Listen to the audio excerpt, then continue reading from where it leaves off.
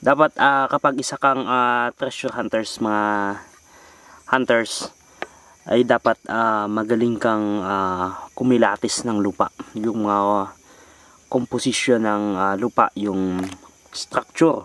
At may napansin pala ditong metal na sa katagalan ng panahon nabulok na. Pero isang indicator yan mga kasamang hunters na patunay na ang direksyon natin na ito, tama ito. Para magsilbing takip at magsilbi ring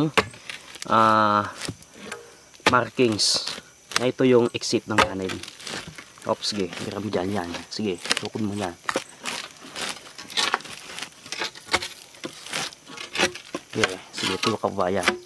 Yan, napakalaking pato. Ayun, dali. Oops.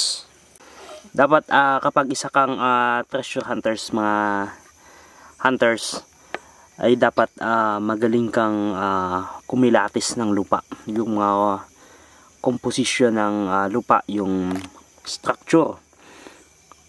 Kagaya nito mga kasamang hunters, itong area na ito, may nyug kasi sa taas, diyan mapansin nyo may mga ugat. At ito natural to lupa. Yan, natural to. Mapapansin nyo po mga kasamang hunters, si structure ng lupa dito, natural yan. At dito naman mga kasamang hunters, yan makikita nyo yung kakaibang level ng lupa na halatang tambak, siniksik. Yan, ito natural to yan.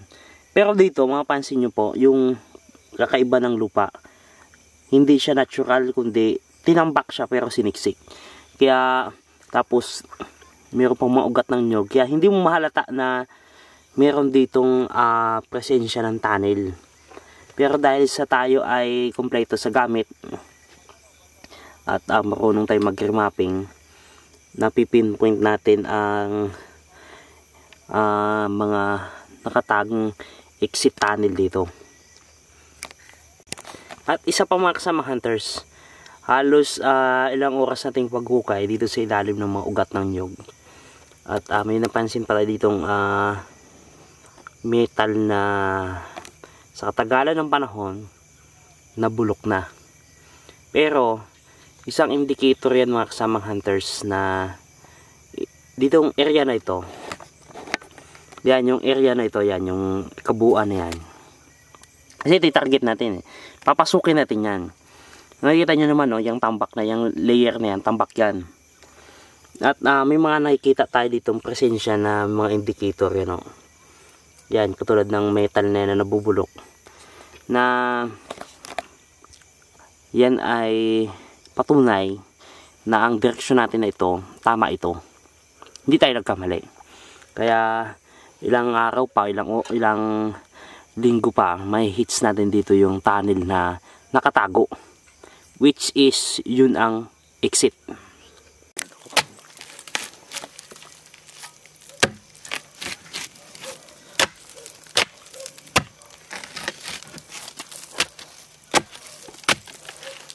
At ang mahirap lang dito mga kasamang hunters, itong mga ugat ng nyug.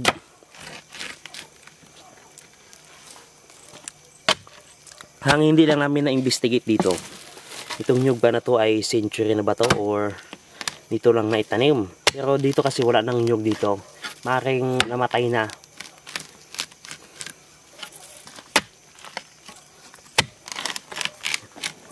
Yung bato din na yan ay siguradong nilagay din ng hapon yan dito sa may exit. Dahil alam din ng mga hapon yan mga kasamang hunters na kung kanilang babalikan yung kanilang mga ibinaon, siguradong dito din sila dadaan sa exit. Di sila dadaan dun sa entrance, alam nila puro trap yun eh.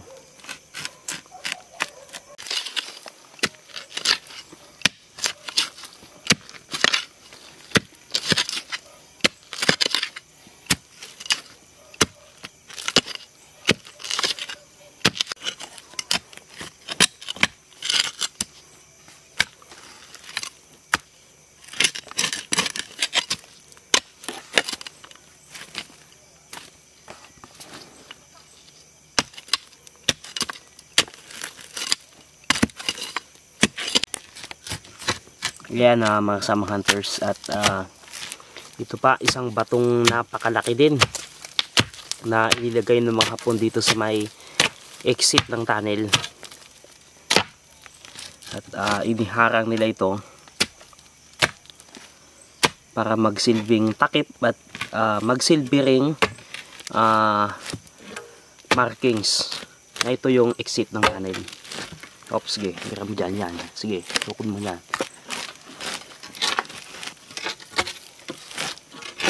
Yeah, sige, ito kabayan. Yan, napakalaking pato. Ayun, dali. Oops. Yung area natin. Ito na yung size. Ito na yung area natin na magiging entrance na papasok sa paloob. Pero, isa pang pinipermit natin dito yung matibag. Kaya, ang gagawin natin ngayon, yung taas na yan, ipipin down muna natin. Yan kasi yung karaniwang bumabagsak kapag dumating ni tag-ulan. Yan ang bumabagsak. Kaya ngayon itutumba na natin. Ayan, aking inyong makikita, binabareta ng ating kasama hunters sa taas.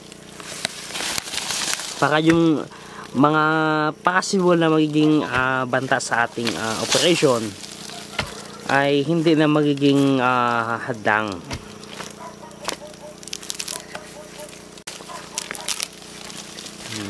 Yan mga kasama hunters, yun na yun. Kasi unti-unti na nating nadidetect yung lahat ng tambak na siniksik dyan, unti-unti na nating hinuhukay. Yan na yun. Papasukin na lang natin yan. At yung mga tambak na yan, ng mga siksik na lupa ba to, lalabas na lang natin yan. At yun nga, sabi ng kasama nating hunters, itong taas magiging delikado yan sa atin.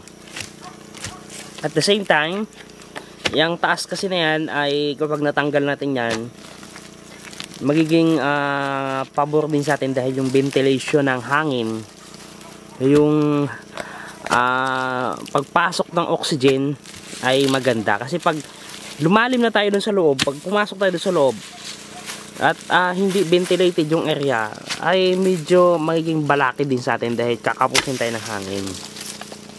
Yan din ang kaganda na ino-open cut natin itong taas para magkaroon ng magandang ventilation.